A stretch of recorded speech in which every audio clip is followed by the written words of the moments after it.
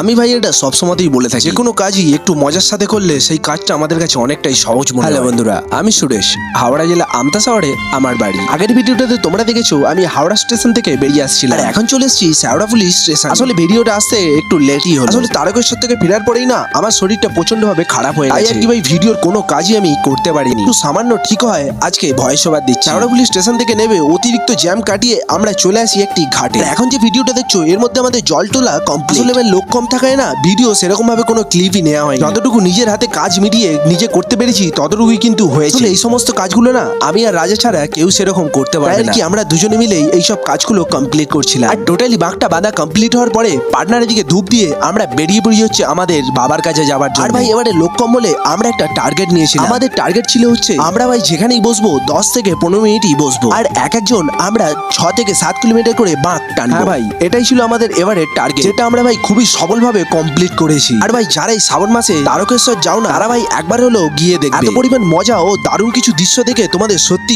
মন জুড়িয়ে যায়। আমাদের যে ভাই কষ্ট হয় না তা কিন্তু না, হাজারো কষ্টের মাঝে মজা করতে করতে বাবার ধামের দিকে যাওয়ার মজাটাই আলাদা। হ্যাঁ ভাই এই হচ্ছে সেই জায়গা যেই জায়গায় আসার পর তোমার মনে হবে তুমি বাবার খুব কাছাকাছি চলে এসেছো। এই জায়গাটা ক্রস করেই ভাই আমার সাথে ঘটে গেল এক আজব ঘটনা। ভিডিও করতে করতেই আমার ফোনটা হয়ে গেছিল সুইচ অফ। আর হাওড়া স্টেশনে এসে এক ভাই চার্জার নিয়ে ফোনটা 22% মতো চার্জ করে আবার ভিডিওটা আমি কন্টিনিউ করেছিলাম।